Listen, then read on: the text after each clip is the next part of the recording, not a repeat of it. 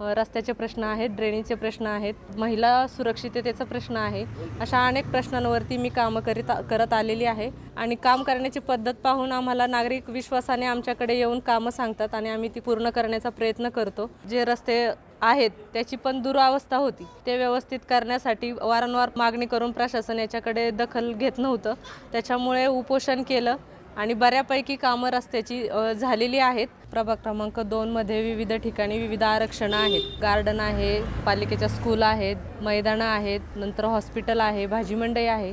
असे अनेक आरक्षणं आपल्या प्रभागामध्ये पडलेली आहेत आणि ती आरक्षणं पडलेली आहेत, पण त्या आरक्षणांच्या जागेवरती वेगळाच काहीतरी कारभार चालू आहे. खेळाचं मैदान होतं, ते हॉर्स रायडिंगला मोफत स्वरूपात चालवायला दिलं गेलं होतं, पण ते नागरिकांच्या हक्काचं ग्राउंड होतं, तर ते न मिळता ते दुसऱ्यांनाच दिलं गेलं होतं. मग त्याच्यासाठी सगळ्या नागरिकांच्या सहकार्याने संघर्ष करून उपोषण करून ते ग्राउंड पुन्हा नागरिकांसाठी खुलं करून दिलेलं आहे.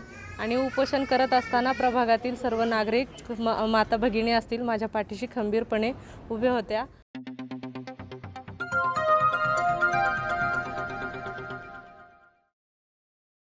नमस्कार, नव महाराष्ट्र नेटवर्कमध्ये आपलं सर्वांचं पुन्हा एकदा स्वागत आहे. आज आपण पाहतोय स्वराज्य संस्थेच्या निवडणुकीची रणधुमाळी सुरू आहे. खरं तर आम्ही भोसरी विधानसभेतील प्रभाग क्रमांक 2 मध्ये उभा आहे. प्रभाग क्रमांक 2 मधील खरं तर राष्ट्रवादी काँग्रेस पार्टीच्या उमेदवार रुपालीताई आल्हाट ह्या माझ्यासोबत आहेत. खरं तर सध्या आता प्रभागात फिरत आहेत, नागरिकांच्या गाठीभेटी घेत आहेत, परंतु रुपालीताई आल्हाट ह्या कामाने ओळखल्या जातात. खरं तर त्यांनी गेल्या कित्येक वर्षापासून प्रभाग क्रमांक 2 मध्ये आपल्या कामाच्या माध्यमातून आपली ओळख निर्माण केली आहे. खरं तर हॉर्स रायडिंगसाठी जे ग्राउंड दिलं गेलं होतं तेच ग्राउंड नागरिकांना मिळवून देण्याचं काम रुपालीताईंनी केलं होतं, उपोषण करून ते देखील.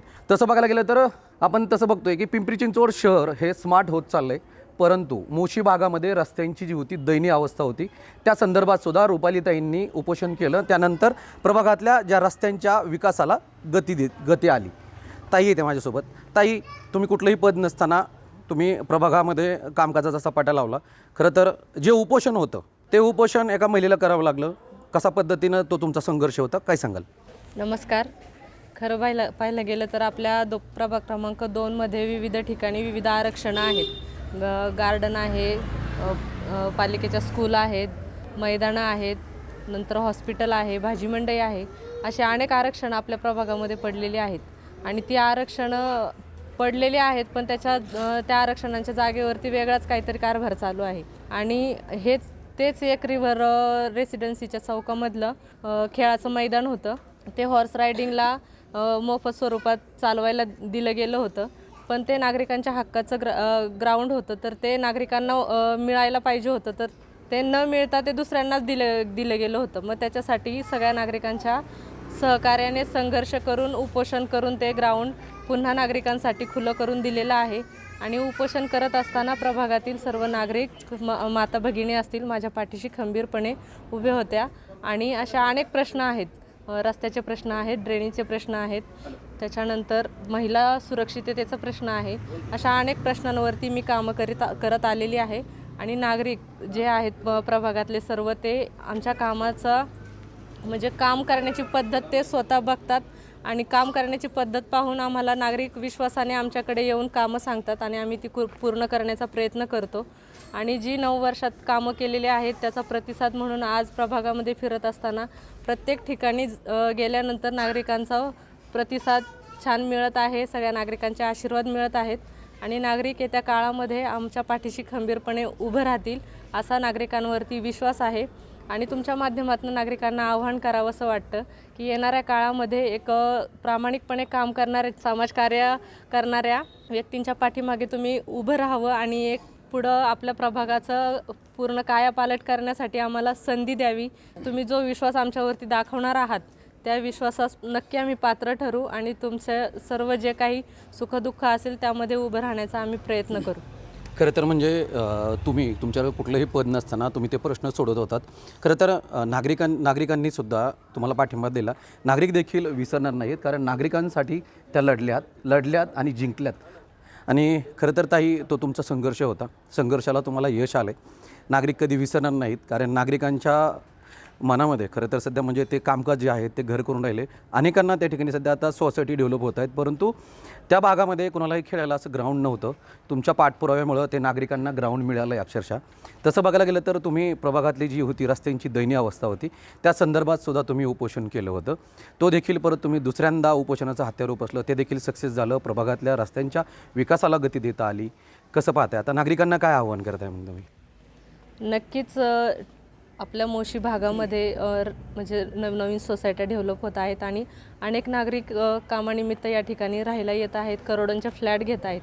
आणि हे होत असताना रस्ते बारीक होत चाललेले आहेत किंवा कनेक्ट जे रस्ते होतात ते अपूर्ण आहेत आणि त्याच्यामुळे ट्रॅफिकची समस्या खूप मोठी होत चाललेली आहे. आणि हाच विचार करून आणि नागरिकांची मागणी आमच्याकडे वारंवार होत आहे की ही ट्रॅफिकची समस्यापासून आम्हाला सोडवा. कारण जॉबला जायचं महिला भगिनींना तर निघालं तर एक तास त्या ट्रॅफिकमध्ये अडकून पडावं लागतं. ही समस्या घेऊन पुन्हा एकदा उपोषणाला बसले आणि DP रस्ते असतील, जे रस्ते आहेत त्याची पण दुरावस्था होती, ते व्यवस्थित करण्यासाठी वारंवार मागणी करून प्रशासन याच्याकडे दखल घेत नव्हतं.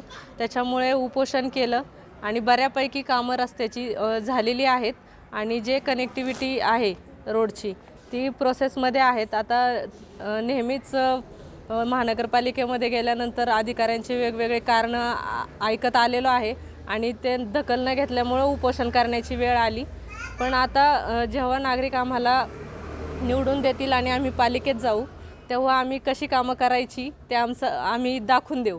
म्हणजे आता ह्या निवडणुकीमध्ये खरं तर नागरिकांनी पाठीशी उभं राहिलं पाहिजे आणि नक्कीच त्या विश्वासाला सार्थ ठरतील नागरिकसुद्धा. तुम्हाला नक्कीच या ठिकाणी सध्या आपण पाहतो की सध्या रुपालीताईंचं जे कामकाज आहे ते वाखाणण्याजोगं आहे. खरं तर जे उपोषण केलं घोडेस्वारीचं ते देखील सक्सेस झालं, जिंकलात.